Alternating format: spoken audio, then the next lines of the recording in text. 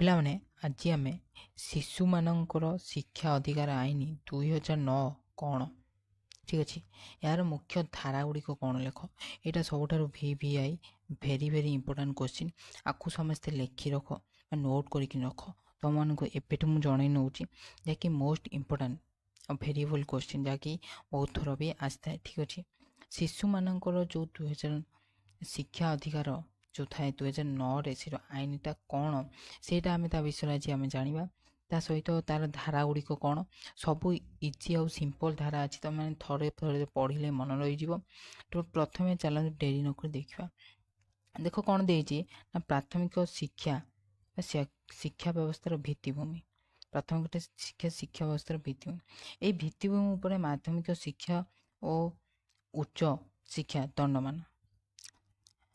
ପ୍ରାଥମିକ ଶିକ୍ଷା ଉଚ୍ଚମାନ ହେଲେ ମାଧ୍ୟମିକ ଶିକ୍ଷା ଓ ଉଚ୍ଚ ଶିକ୍ଷାର ମାନ ଉନ୍ନତ ରହିବ। ମାନେ ପ୍ରଥମରୁ ଆମେ ଯଦି ଠିକ୍ସେ ଆମେ ପଢ଼ିଥିବା, ତାହେଲେ ଆମର ଉଚ୍ଚ ଶିକ୍ଷା ବା ଆମେ ଯେତେ ଉପରକୁ ପଢ଼ିକି ଯିବା, ସେତେ ଭଲ ଭାବରେ ପଢ଼ିକି ଯିବା। ପ୍ରଥମରୁ ମୂଳ ଦୁଆଟା ତୁମେ ଦେଖ, ଯଦି ତୁମେ ଗୋଟେ ଗଛ ଲଗାଉଛ, ଠିକ୍ସେ ଯଦି ପାଣି ଦେଉଛ, ସେ କ'ଣ ହେଉଛି ନା ଭଲରେ ସେ କ'ଣ ହେଉଛି ନା ତୁମକୁ ଫଳ ଦେଉଛି। ଠିକ୍ ଅଛି, ତ ସେମିତି ଯଦି ଆମେ ଯଦି ପ୍ରଥମରୁ ଠିକ୍ସେ ପଢ଼ିଥିବା, ତ ଆମେ କ'ଣ କରିବା ନା ନେକ୍ସଟ ଆମେ ଯେଉଁ ଆଗକୁ କ'ଣ କରିବା ନା ଭଲ ପଢ଼ିପାରିବା, ଭଲ ରେଜଲ୍ଟ ମଧ୍ୟ କରିପାରିବା। ଯଦି ପ୍ରଥମରୁ ନ ପଢ଼ିଥିବା, ତ ସେ କ'ଣ କରିପାରିବ, ଏକ୍ଜାମ୍ ବେଳେ ଯଦି ପଢ଼ିବ, ତ ସେତେବେଳେ କ'ଣ ହେବ ନା ତାର ବହୁତ ସାରା ପ୍ରୋବ୍ଲେମ୍ ଆସିବ।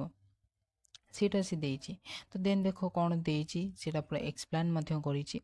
ଦେଖ, ଆମ ଦେଶରେ 6ରୁ 14 ବର୍ଷ ପିଲାମାନଙ୍କୁ ପ୍ରାଥମିକ ଶିକ୍ଷା ସୁଯୋଗ ଦେବା ପାଇଁ କେନ୍ଦ୍ର ଓ ରାଜ୍ୟ ସରକାର ପ୍ରତିଶ୍ରୁତିବଦ୍ଧ। ଠିକ୍ ଅଛି, ଆମେ ଯେତେବେଳେ ପ୍ରଥମେ କ'ଣ କରିଥାଉ ନା ଛୋଟବେଳେ ପ୍ରଥମେ କ'ଣ କରିଥାଉ ନା ଅଙ୍ଗନବାଡ଼ି ଯାଇଥାଉ। ଦେନ୍ ଆମେ କ'ଣ କରିଥାଉ ନା ସ୍କୁଲରେ ଆମର ନାମ ଲେଖା ଯାଇଥାଏ। ଠିକ୍ ଅଛି କି ନାହିଁ?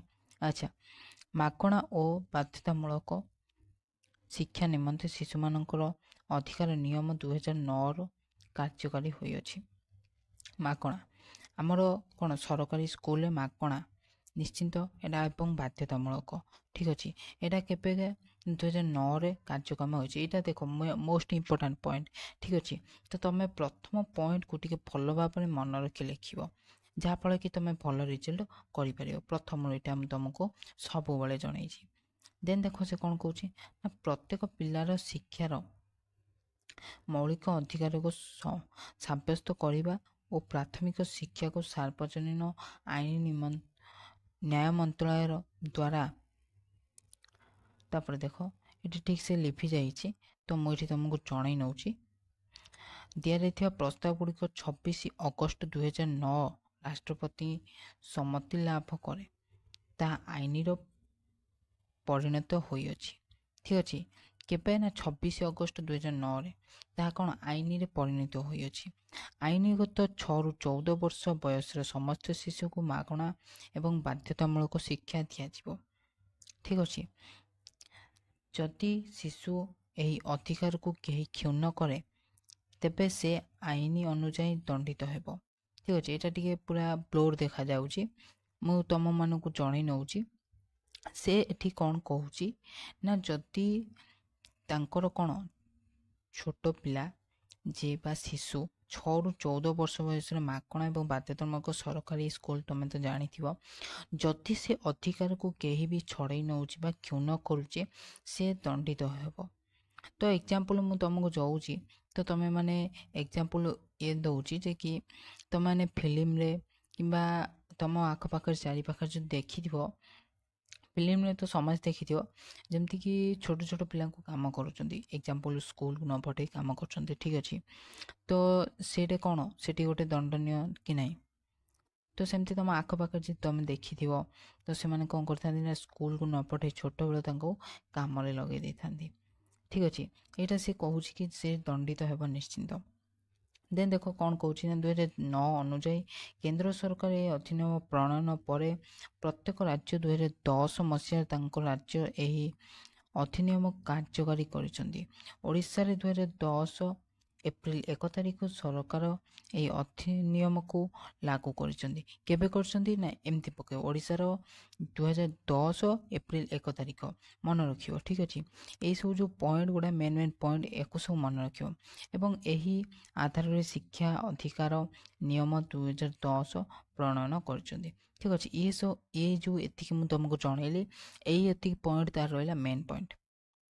ठीक अच्छे आउ जो मैंने यही एतिक पॉइंट मन रखी जाऊँगी भल कि टे मन रखी दौरान तो ये तो भेरी भेरी इंपोर्टाट क्वेश्चन प्रथम कही एवं ता सहित एतिक पॉइंट जो मैंने मन रखिले जोटा कि प्रथम तुम लिख तो प्रथम पॉइंट जो तुम भल लिखुच तो नेक्स्ट तुम जहाँ भी लिखल से देख प्रथम पिलाटा कौन लिखी तो से देखा जाए था। ठीक अच्छे तो तुम प्रथम सब भल लिखा चेष्टा कर।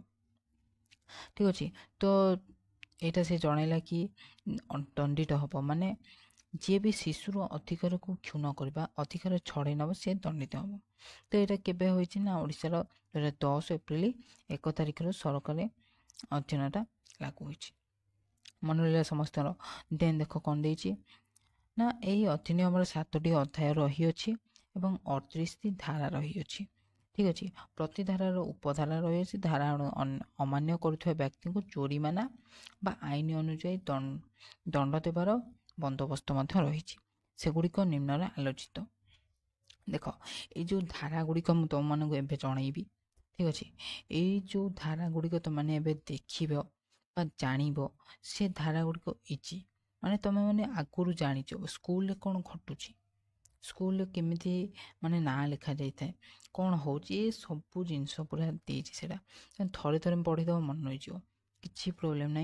38टा धारा तुम न लिखि पार्छ कि प्रोब्लेम ना तुम मैंने जोटा तुम मानक मन मन पकईक लिख जोड़ा आसो से गुड़ा ही लिख सबू धारा मैंडेटरी नुहे।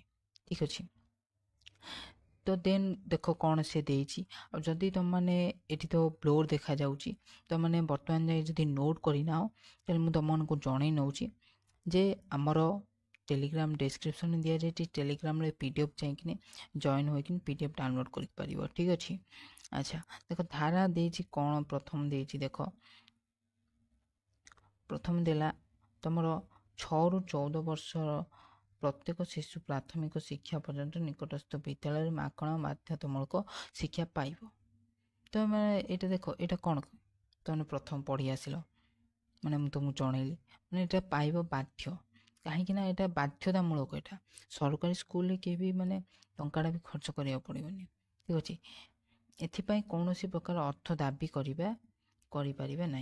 देख ए पॉइंट कौन है तुम इजी पॉइंट तुम खाली पढ़ी दे जीव मन रहीगला लिखिल पूरा एग्जाम क्वेश्चन पढ़ लिखिल तापर धारा 4 देला कौन देख जो पिला माने नाम लिखाइबा को चाहती से बयस उपयोगी श्रेणी नाम लिखा जाए पारे।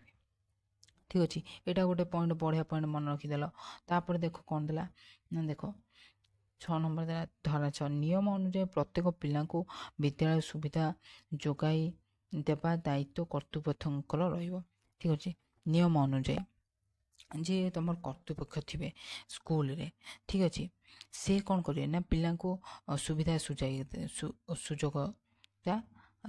सुजोग जोगाई देवे। ठीक अच्छे तापर धारा 13 कौन देला ना पिलार नाम लेखापी कौन चयन प्रक्रिया बा मुंड पिछा देय पाउना देवाक पड़ो ना। यहाँ तो तुम सब जान स्कूल सरकारी स्कूल नाम लिखा जाए कौन भी टंकाटा भी खर्च हुए ना ये तुम भल भाव जान। ठीक अच्छे ता भितर जदि भी किए भी जदि मागुची तो सी दंडनीय अपराध ये सब। ठीक अच्छे तो तुम प्राइवेट स्कूल लिखल से अलग कथा ये हूँ गवर्नमेंट तो गवर्नमेंट कौन भी देय निना ये जान ये सब तो जान।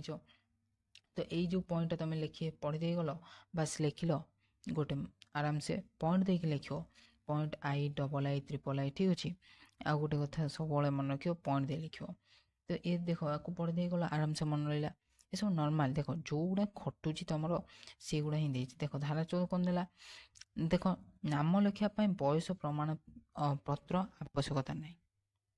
ठीक अच्छे ये सब जो देती तुम मैंने कौन कर ना तुम मैंने भल भाव देखीदे पढ़ी दे आउ बस आराम से तुम लिख 100% तुम ऊपर भरोसा अच्छी तुमने बहुत भल रिजल्ट कर ठीक अच्छे देदेला देख भल कि तुम देखनी एवं जदि पारुच तो डिस्क्रिप्शन ଯାଇକିନି ଆମର ଟେଲିଗ୍ରାମରେ ଜଏନ୍ ହେଇ ଡାଉନଲୋଡ଼ କରିପାରିବା। ଦେଖ ଶିଶୁ ଅଧିକାର ଘୋଷଣାନାମା ପ୍ରମୁଖ ଧାରା ଏଇଟା ଦେଲା ଦେଖ 18 ବର୍ଷରୁ କମ୍ ପ୍ରତ୍ୟେକ ବ୍ୟକ୍ତିର ଏହି ଅଧିକାର ଗୁଡ଼ିକ ରହିଛି। 18 ବର୍ଷରୁ କମ୍ ଶିଶୁମାନଙ୍କୁ ସମାନ ଭାବେ କୌଣସି ଭେଦଭାବ ନ ରଖି ବିଚାର କରିବା। ଶିଶୁମାନେ କ'ଣ କୌଣସି ଭେଦଭାବ ନ ରଖିବ ମାନେ ସମସ୍ତଙ୍କୁ ସମାନ ଭାବରେ ଦେଖିବା ଠିକ୍ ଅଛି ସେଇଟା ସମସ୍ତଙ୍କର କାର୍ଯ୍ୟ।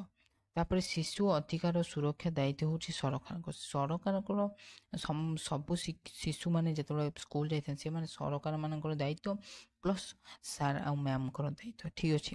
ଯେତେବେଳେ ସ୍କୁଲ ଯାଆନ୍ତି ଶିଶୁମାନେ ତ ସେମାନେ କେମିତି ଭଲରେ ପଢ଼ିବେ ଠିକ୍ସେ ଆମର ଯେଉଁ ମଧ୍ୟାହ୍ନ ଭୋଜନ ଦିଆଯାଉଛି ଖାଇବେ ଠିକ୍ସେ ଘରକୁ ଆସିବେ ସେଇଟା ଆମେ ପ୍ରଥମ କଥା ହେଉଛି ସାର୍ ଆଉ ମ୍ୟାମ୍ଙ୍କର ଦାୟିତ୍ୱ କାହିଁକିନା ସେମାନେ ସଠିକ୍ ଭାବରେ କେମିତି ପଢ଼ିକିନି ଭଲ ରେଜଲ୍ଟ କରିବେ ଆଗକୁ ବଢ଼ିବେ ଠିକ୍ ଅଛି। ତ ଏସବୁ ଦେଇଛି ତୁମମାନେ କ'ଣ କରିବ ନେକ୍ସଟ ରହିଲା ତୁମର এটা ଥିଲା ମୋଷ୍ଟ ଇମ୍ପୋର୍ଟାଣ୍ଟ କ୍ୱେଶ୍ଚିନ୍ ତୁମକୁ ଜଣାଇ ନେଇଛି ଆଜି ପାଇଁ ଥିଲା ଏତିକି ଭିଡ଼ିଓ ଆଶା କରୁଛି ଆପଣଙ୍କ ଭିଡ଼ିଓଟି ଭଲ ଲାଗିଥିବ ଯଦି ଭିଡ଼ିଓଟି ଭଲ ଲାଗିଥିବ ତାହେଲେ ଭିଡ଼ିଓକୁ ଲାଇକ୍ କରିବେ ଚ୍ୟାନେଲକୁ ଏଇଭଳି ଆଗ ଭିଡ଼ିଓ ଦେଖିବା ପାଇଁ ଚ୍ୟାନେଲକୁ ସବସ୍କ୍ରାଇବ୍ କରିବେ। ଜୟ ହିନ୍ଦ ବନ୍ଦେ ମାତରମ୍।